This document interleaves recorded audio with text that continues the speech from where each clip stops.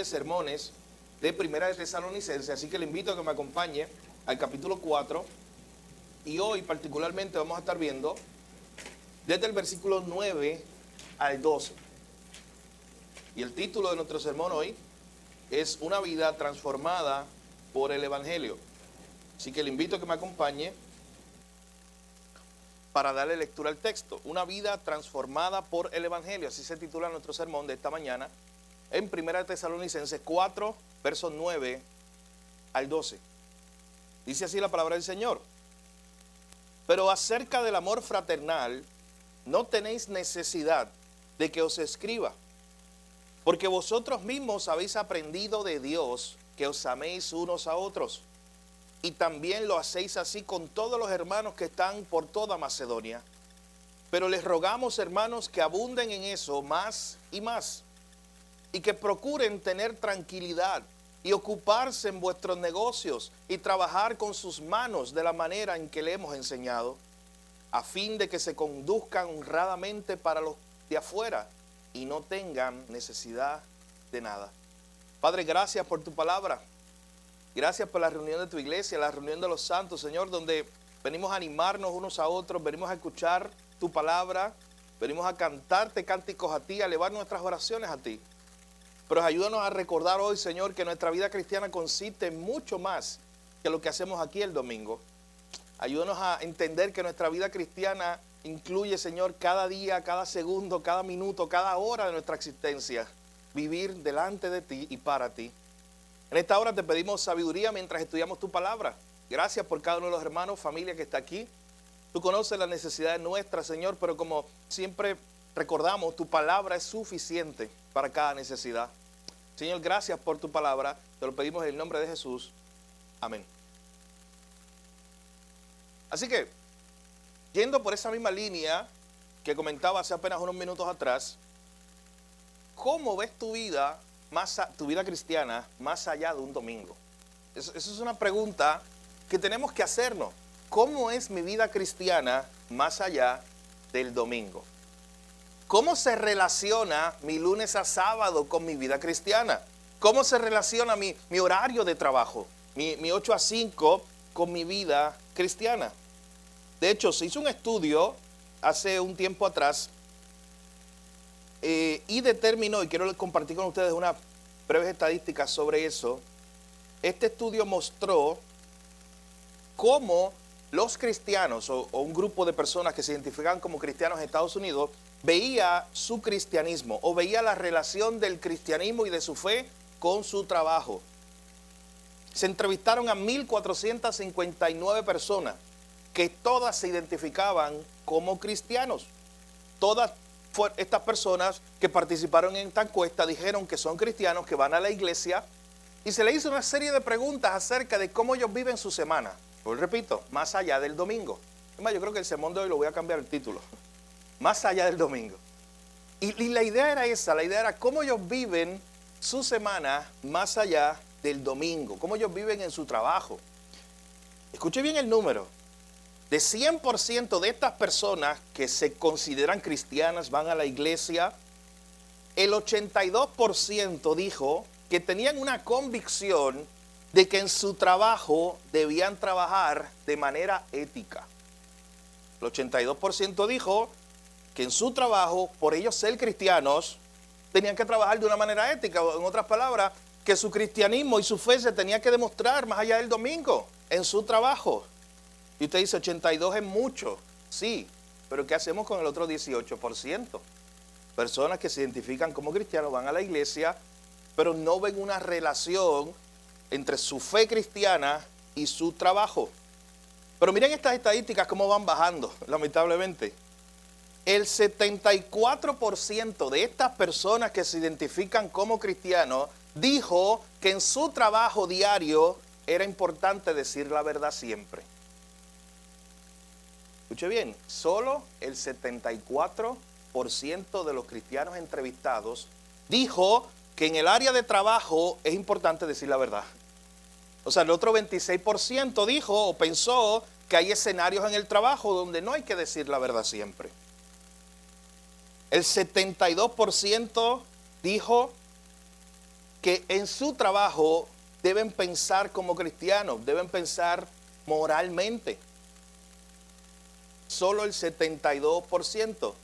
El 58%, ya no quiero confundirlo más con números, el 58%, pero miren cómo va bajando esa estadística, dijo en esta entrevista que ellos trabajan de una forma excelente y se esfuerzan para que su trabajo le traiga gloria a Dios. Esto es alarmante, mi hermano. Del 100% de este grupo de personas que se identifica como cristianos y va a la iglesia, esto no es gente por ahí que se encontraba en Plaza del Caribe, esto es gente que va a la iglesia. Y solo el 58% dijo que ellos en su trabajo se esfuerzan para traer gloria a Dios. Siendo el panadero, siendo el zapatero, siendo un bombero, un policía, un maestro o la tarea que le toque realizar. 63% dijo que la humildad es una característica importante.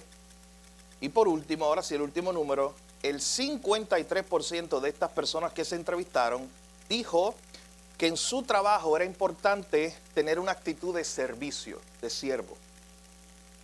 Entonces la pregunta que tenemos que hacer, oye, el Salvador que tenemos se identifica precisamente como un siervo, como un servidor. Y estamos diciendo que de este grupo que se identifica como creyente, que va a la iglesia todos los domingos, que entiende que tiene una vida cristiana, en sus trabajos, este grupo de personas, estadísticamente la mitad, dijo que no era importante tener una actitud de siervo o de servicio en su trabajo. O sea, en otras palabras, que estaba en su trabajo para que le sirvieran, no para servir a otros. Así que esto es simplemente una estadística que nos muestra la disparidad, la desconexión que hay muchas veces entre el domingo y el tiempo que estoy aquí y el resto de la semana. Y este pasaje, mis hermanos, nos va a llevar a pensar precisamente cómo debe ser la vida cristiana como un todo, más allá del domingo, más allá de nuestro tiempo juntos. Recuerden que Pablo le escribe esta carta a los hermanos en Tesalónica, una iglesia joven, una iglesia que acababa de nacer, rodeada de libertinaje, rodeada de paganismo, rodeada de inmoralidad. ¿Te recuerdan? La semana pasada veíamos ese verso 7 del capítulo 4. Ese versículo que Pablo los llamaba y les decía, Dios no nos ha llamado a inmundicia. De ahí te sacó.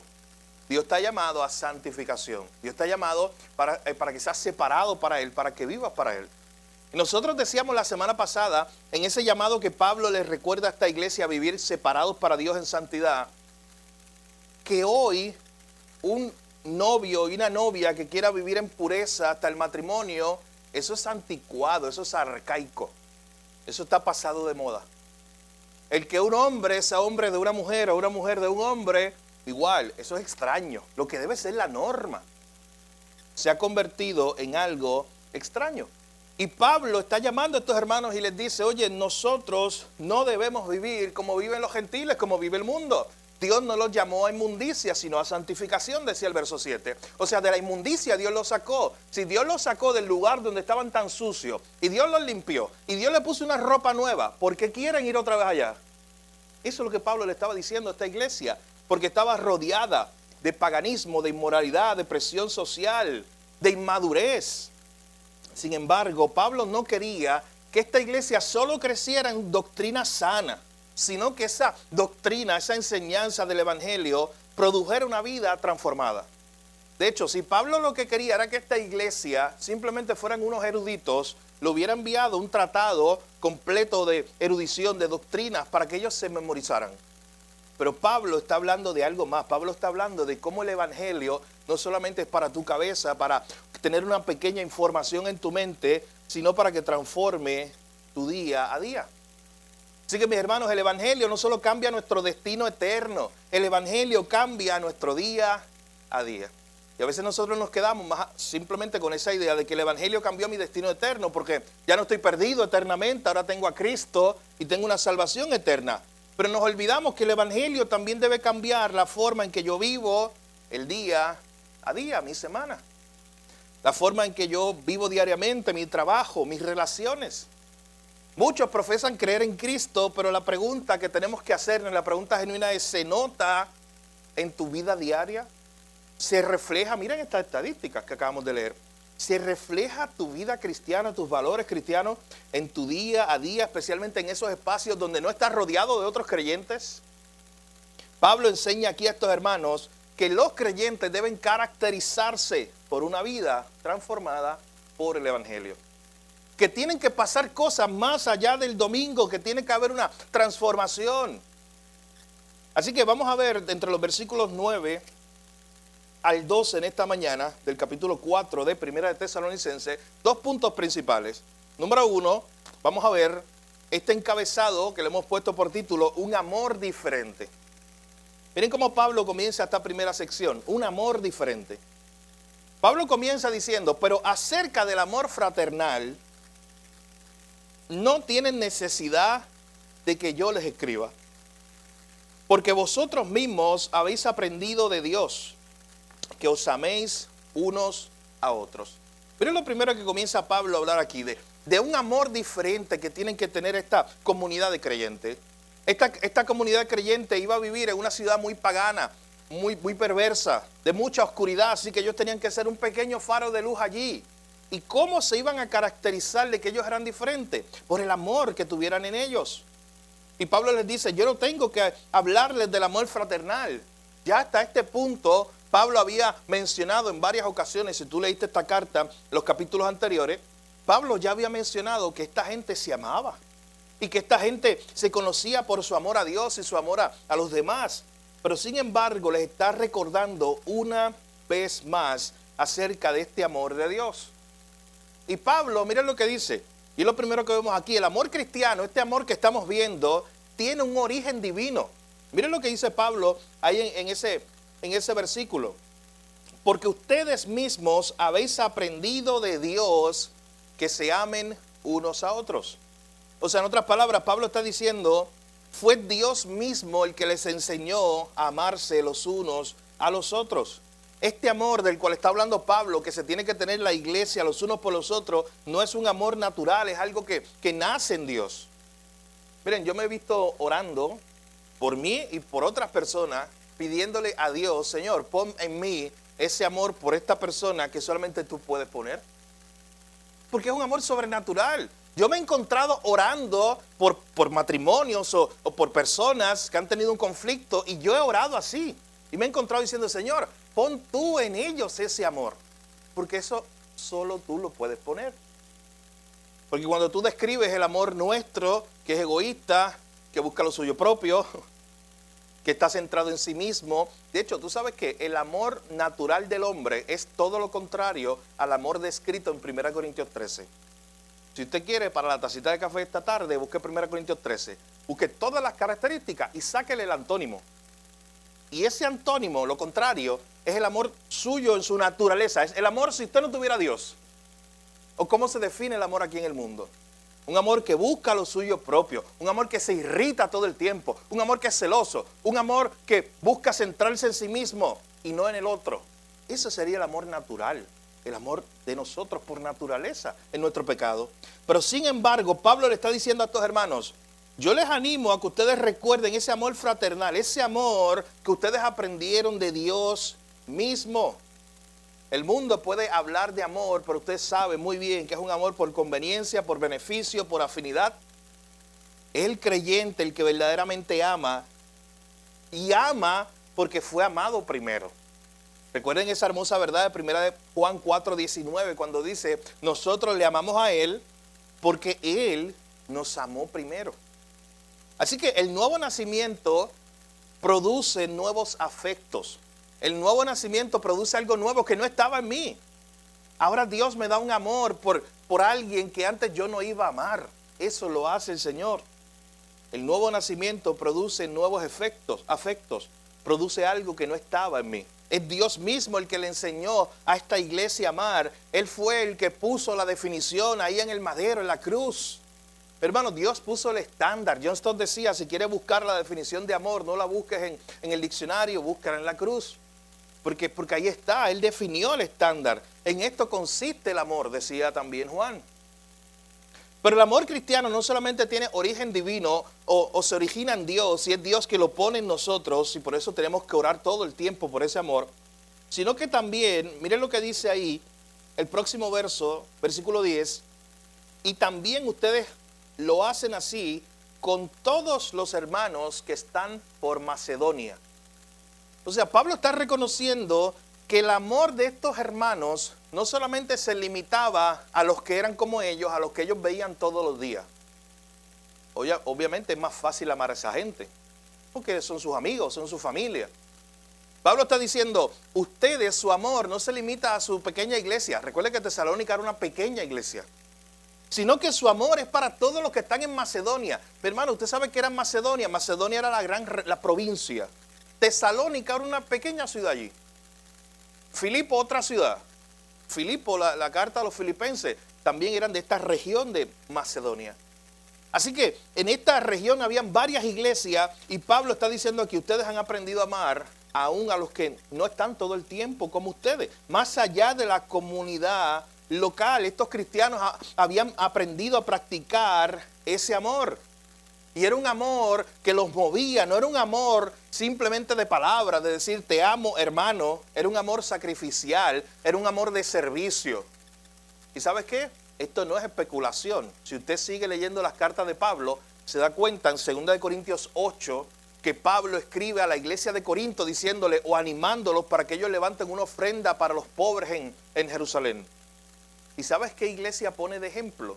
Las iglesias de Macedonia, la iglesia de Tesalónica, unas iglesias que daban más allá de sus fuerzas, unas iglesias que daban sacrificialmente, unas iglesias que no solamente se limitaban a te amo hermano, voy a orar por ti, sino que era una iglesia que se movía en acción. Hermanos, porque el verdadero amor divino reflejado en ti y en mí siempre se tiene que mover en acción. De hecho, el mismo verso, uno de los versos más famosos del mundo, tiene una acción ahí. Juan 3 dice, y de tal manera amó Dios al mundo que dio. Dios no escribió en las nubes, los amo, o en las estrellas. Él vino a mostrarnos cuánto nos amaba. ¿Ves la diferencia? Y es ese amor divino el que nosotros estamos llamados a seguir. Ese amor de Dios que sobrepasa todo. Ese amor de Dios que cubre todo. Ese amor de Dios es el que Pablo dice, ustedes aprendieron. Se lo dice en el verso 9. Es Dios el que les enseña a amar de esa manera. Es por eso que hay que orar, hermano, y decirle, Señor, ayúdame a amar a esta persona. Señor, yo no puedo producir ese amor en mí, pero tú lo puedes hacer. Así que el amor cristiano se demuestra en acción y es un amor que va más allá de la comunidad local. Vuelvo y repito, es fácil amar a los que están todos los días contigo, son tu familia, son tus amigos. Pero amamos de la misma forma a otros hermanos, aunque sean un poco diferentes. Una iglesia saludable, Pablo está mostrando aquí, no se reconoce simplemente por cuánto conocimiento tienen, cuán grande es su edificio, sino por cómo practica ese amor de Dios. Y de hecho Jesús lo había dicho, que así nos iban a conocer porque estemos unidos y porque nos amemos unos a otros. Así que este amor, dice Pablo, es un amor diferente. Este amor que vino a los tesalonicenses y empezó a transformarlos y empezó a cambiarlos, le dio nuevos afectos y ahora ellos amaban a gente que antes no amaban. Es el amor que hizo que Ananías amara a Pablo y le dijera, hermano Pablo, cuando Pablo era un perseguidor. Es el amor que hizo que esos primeros discípulos se tuvieran que amar aunque fueran tan y tan diferentes. Ese es el amor del Señor. Y noten la última parte del versículo 10, también dice ese texto. Miren, antes de llegar ahí, Pablo está mirando a esta iglesia y le está diciendo, ámense, sigan amando como el Señor los amó, ustedes van bien. Yo me enteré de que ustedes no solamente se aman a ustedes, sino que aman a todos los hermanos de Macedonia, de la región. Pero noten que Pablo no simplemente celebra, tira confeti para celebrar con ellos y los deja ahí.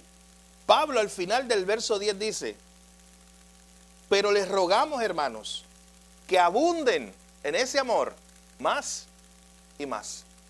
O sea, sí que bueno que ustedes se aman, que ustedes ya practican ese amor, pero noten que nunca vamos a llegar a un punto donde podamos decir, ya yo amo lo suficiente a mis hermanos. Siempre hay más paciencia que aprender, siempre hay más gracia que extender.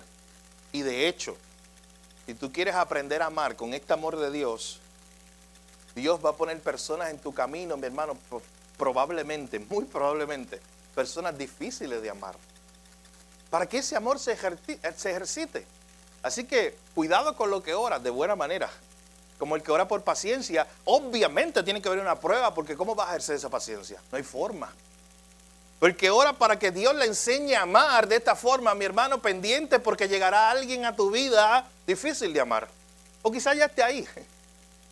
Pero es donde lo vas a poner en práctica. Es donde vas entonces a mirar a Cristo y decir, Señor, pero es que yo tengo que amarlo como tú me amas. Y tú me amaste a mí cuando yo no era tu amigo, yo no era buena gente, no, tú me amaste a mí cuando yo era tu enemigo. Yo no tenía nada que le agradara a Dios cuando Él me amó. Nada, mi hermano. Y eso es lo impresionante de este amor de Dios. Y Pablo le dice, ustedes aprendieron de ese amor. Dios mismo se lo enseñó en la cruz. Ese amor que Él nos dio desinteresadamente. Ese amor que dio primero, ese amor que se entregó sacrificialmente, aunque nosotros no lo amábamos a Él. Así que Pablo entonces dice, aprendamos a amar más y abunden en eso más y más. Es como si esta iglesia está corriendo por un buen camino, están amándose, pero Pablo le dijo, pero en este término del amor, como nosotros estamos tratando de ejemplificar el amor de Dios, eso no tiene límite. Así que nunca llegaremos a ese punto donde digamos, ya no tenemos que amar más, no. Abunden en eso más y más. Amemos aun cuando no recibamos nada a cambio, amemos al hermano difícil, amemos sirviendo, amemos perdonando, amemos como Cristo nos amó. Ese es el llamado de esta porción del Evangelio. Una vida transformada por el Evangelio, mis hermanos, produce un amor diferente. Eso lo produce el Señor. Pero no solamente eso, la primera parte del texto se enfocó en un amor diferente. Miren esta última parte del texto, desde los versículos 11 en adelante. El verdadero evangelio produce en nosotros no solamente un amor diferente, afectos diferentes que no estaban ahí.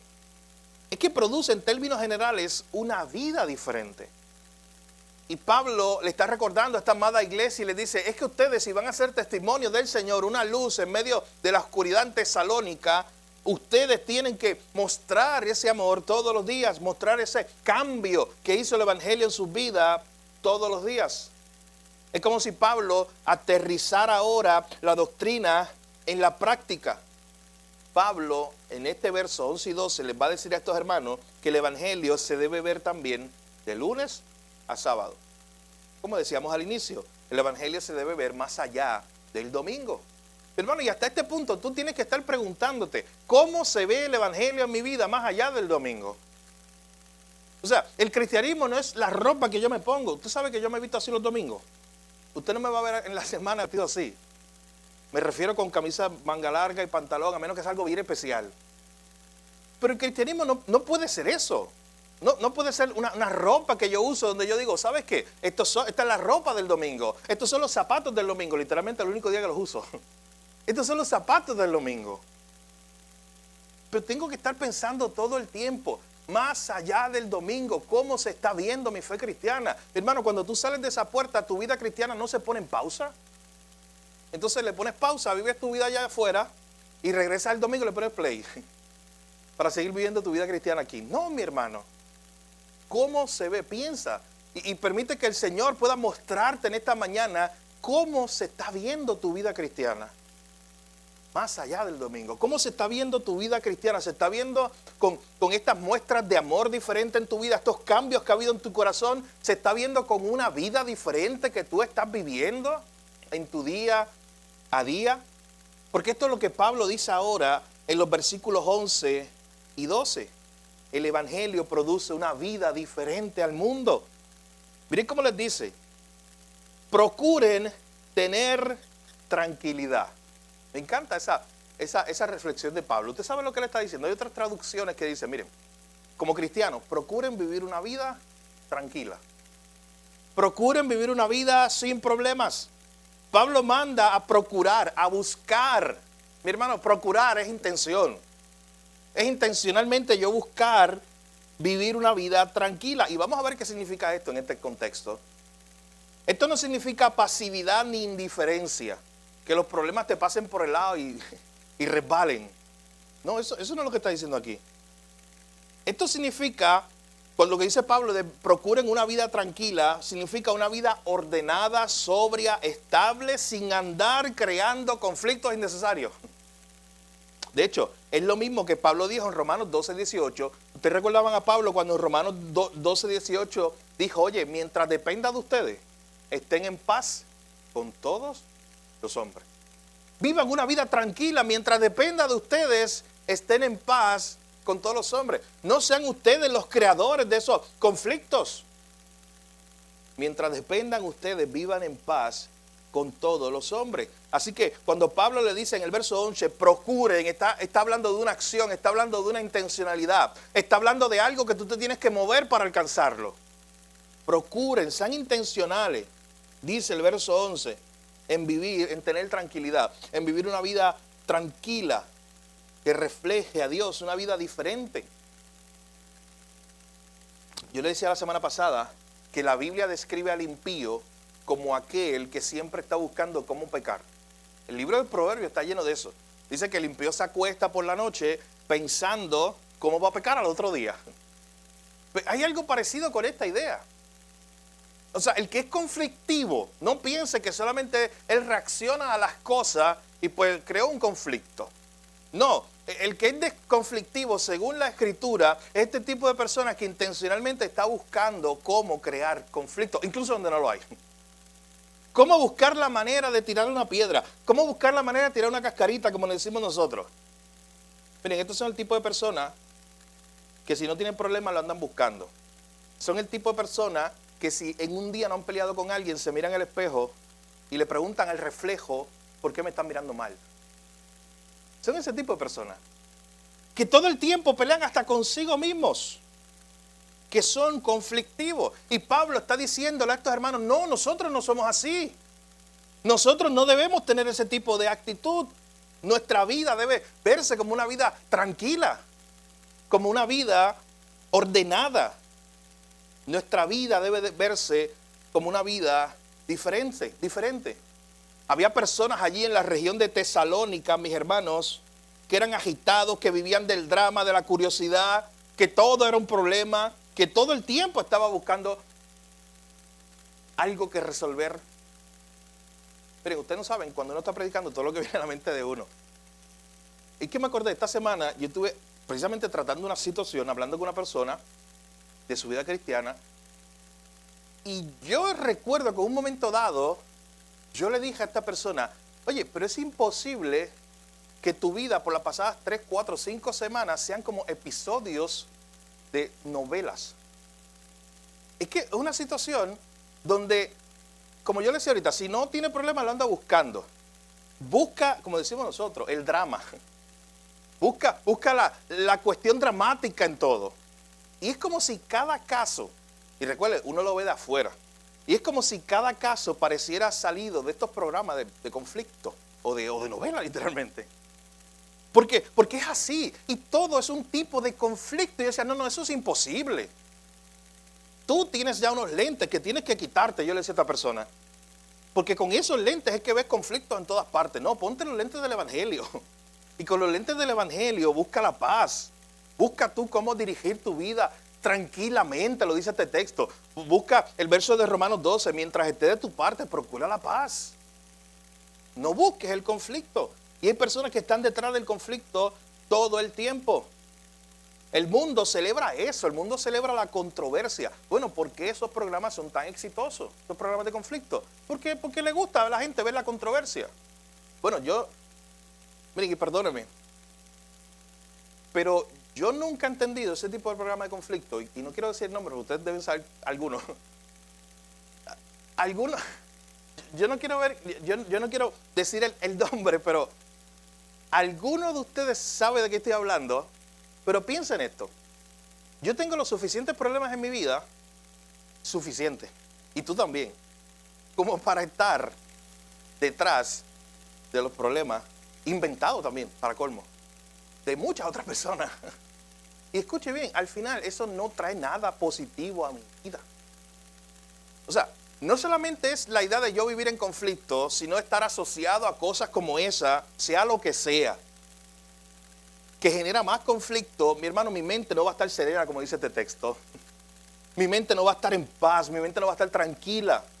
Mi mente va a estar automáticamente, de hecho, usted sabe que nuestro cerebro aprende, y nuestro cerebro automáticamente va a estar ya como preparado para el conflicto, preparado para la pelea. Y Pablo le está diciendo en este versículo 11, procuren tener tranquilidad.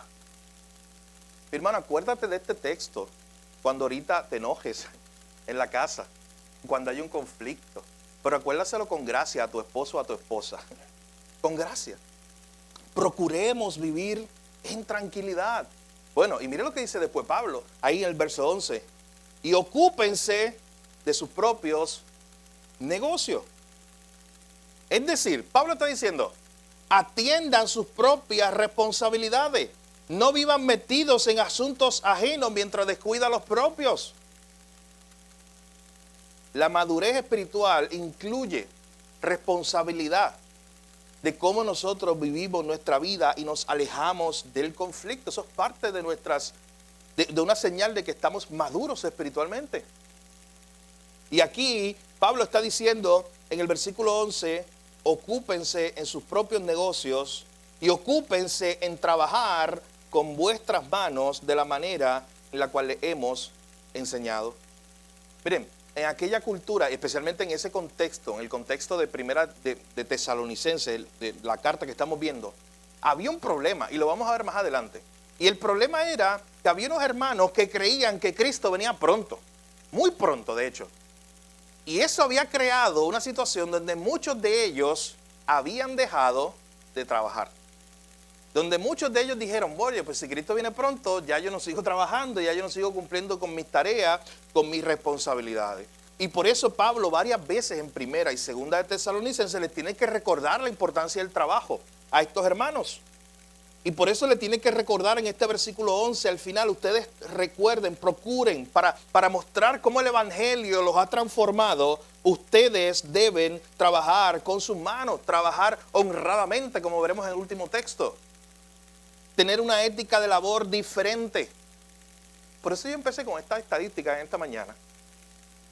Porque, ¿cómo es posible que mi día a día en el trabajo yo haga un tipo de pausa y diga, bueno, pues en el trabajo, yo no estoy en la iglesia, yo puedo mentir, yo puedo tener falta de integridad, yo puedo robar, yo no puedo robar esto, yo no puedo robar lo otro, yo puedo hacer algún tipo de cosa? Hermano, y no caiga en esta falsedad con la cual el enemigo quiere engañar su mente. Pues yo he escuchado personas que dicen, ¿sabes qué? Yo me puedo yo me puedo robar este artículo del trabajo. Es que ellos son millonarios. Yo he escuchado eso. Es más, ellos ni se van a enterar. Si yo me robo un bolígrafo hoy, mañana me robo una rima de papel y la otra semana me robo una computadora. Pues sí, ellos tienen dinero para eso. ¿Y cómo un creyente puede pensar de esa manera? Y Pablo está diciendo, no, es que el creyente piensa de forma diferente, trabaja con sus manos honradamente. El creyente, al contrario, debe ser conocido por puntualidad, integridad, esfuerzo, honestidad, excelencia. ¿Por qué? Porque tiene algo diferente en él. Porque él piensa diferente, porque él piensa, como dice Colosenses 3, 23 al 24, todo lo que hagan, háganlo de corazón, como para el Señor y no para los hombres. Sabiendo que del Señor recibirán la recompensa de la herencia, porque al final de cuentas, a Cristo el Señor, ustedes le están sirviendo.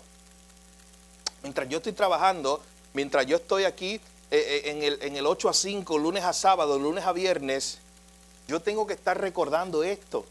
Y esto es parte de vivir mi vida cristiana más allá del domingo. A quien yo le sirvo es al Señor. A quien yo busco darle gloria al final es al Señor. Mi vida tiene que mostrarse de una forma diferente. La ética laboral de un cristiano debe mostrarse de una forma diferente. La gente debe conocer que este no hace lo que hacen los demás porque es diferente, porque Cristo está en él. De hecho, este pasaje termina diciendo, nota lo que dice el verso 12, hagan esto, procuren vivir vidas tranquilas, sin conflicto, ocúpense de sus propios negocios, trabajen con sus propias manos. ¿Y para qué es todo esto? Por lo que estamos diciendo ahora. Miren lo que dice el verso 12. a fin de que se conduzcan honradamente para con los de afuera y no tengan necesidad de nada. Para que se conduzcan honradamente, para que caminen, para que su caminar sea diferente y la gente lo note. Miren, había un autor que decía, vive tu vida de tal forma que tu vida genere preguntas. De que la gente se tenga que estar preguntando, oye, pero ¿por qué tú eres así?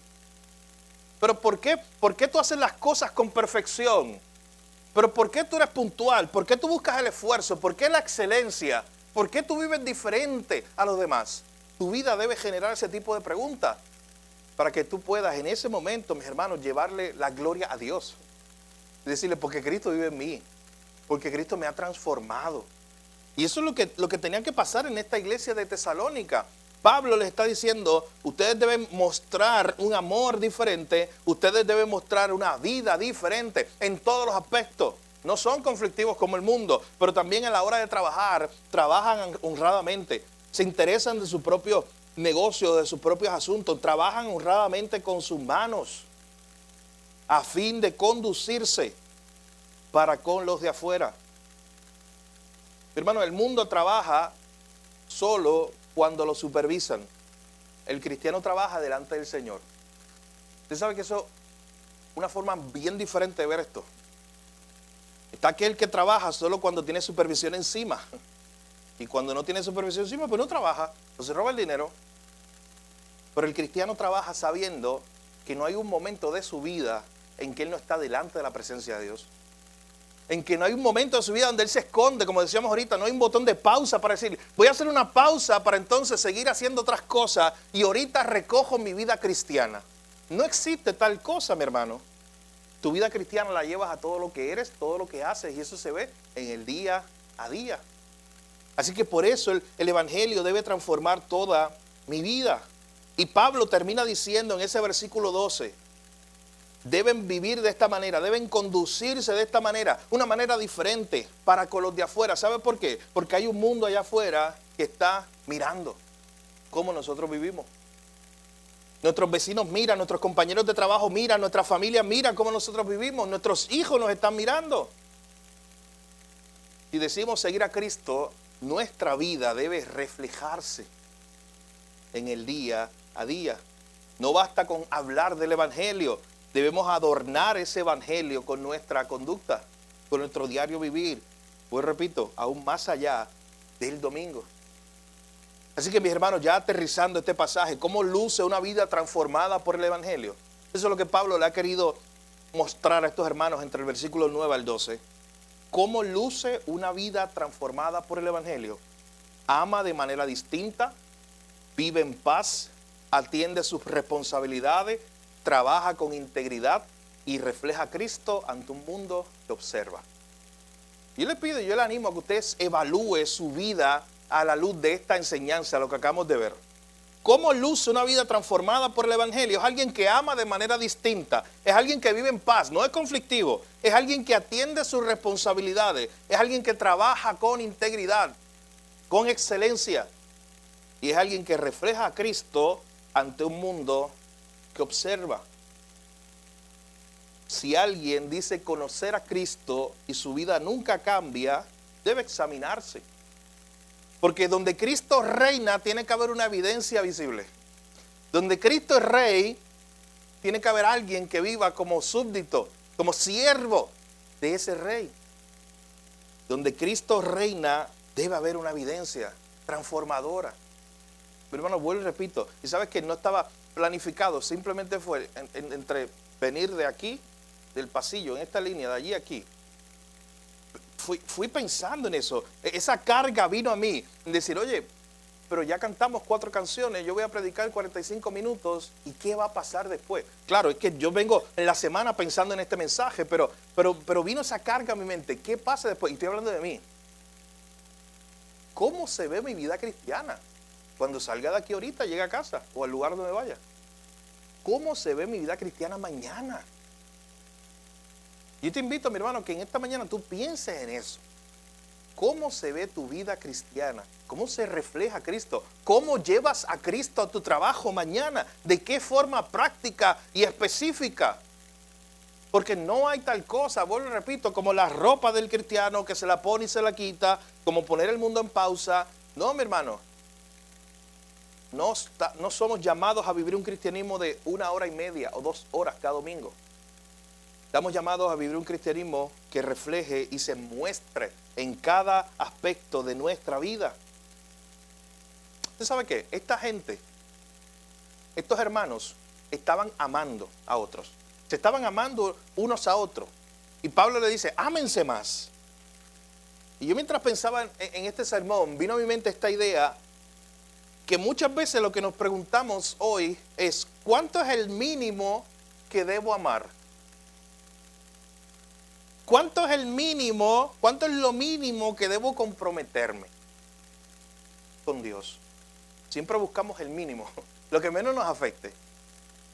¿Cuánto es lo mínimo? Mientras esta gente abundaba más y más en amor y se desbordaban en amor y servicio a otro y compromiso con Dios y con otro y su vida lo reflejaba, muchas veces nosotros estamos en el camino contrario pensando, ¿cuánto es lo mínimo que yo debo amar? ¿Cuánto es lo mínimo que yo debo comprometerme? No era así como esta iglesia. Mi hermano, el mundo, allá afuera hay un mundo que está mirando, que al vernos vean a Jesús, que al vernos vean una obra real en nuestra vida. Y de hecho, hace poco, con esto termino, no sé si fue el miércoles atrás, este pasado o el anterior, hablamos aquí en la iglesia de lo difícil y lo complicado que era muchas veces compartir el evangelio con gente en tu propia casa o con gente cercana a ti. A veces es más fácil ir afuera y compartir el evangelio con otros que con la gente que ves todos los días. Y una de las reflexiones que hacíamos ese día era la siguiente. Decíamos, oye, ¿por qué a veces se nos hace difícil eso? Yo recuerdo que en la discusión se dijo esto. Bueno, es que ellos conocen nuestra falta. Ellos nos conocen como somos. Y precisamente yo recuerdo que ahí decíamos, ¿sabes qué? Es que eso es lo importante. De hecho, eso es lo válido, eso es lo bueno. Que ellos nos conozcan de verdad, que no tenemos una máscara. Ellos conocen quiénes somos. Y esas personas que más nos conocen precisamente pueden ver eso. Pueden ver que no somos perfectos. Pueden ver que caemos, que fallamos. Pero esas personas pueden testificar que hubo un cambio real en nosotros. Que el yo de hoy no es el mismo de hace unos años atrás. Que el yo del presente chocó con Cristo hace un tiempo y aunque todavía no es perfecto, pero hubo una transformación real en él. O sea, son esas personas que están cerca, que pueden dar el mejor testimonio. Ellos son los primeros que pueden decir, sí, él conoció a Cristo y el evangelio lo transformó. El evangelio lo cambió. Y tú sabes que muchos de nosotros no tenemos esas historias que parecen historias sacadas de películas. Que si el vendedor de droga que estuvo tantos años en la calle y fue un criminal, hizo todo ese tipo de cosas y después conoció a Cristo en la cárcel y salió y hoy predica. Son como grandes testimonios, grandes historias. Y la mayoría de nosotros no tiene esas historias. No tiene historias tan, si le queremos llamar así, tan radicales. Pero ¿sabes qué? Hay un sentido en el cual todos estamos en la misma página. Porque todos estábamos igual de perdidos y todos fuimos alcanzados por la misma gracia, el mismo Salvador, por Cristo. Entonces, sí, todos tenemos una historia que contar. Sí, todos tenemos una vida que vivir que muestra ese Cristo que nos salvó.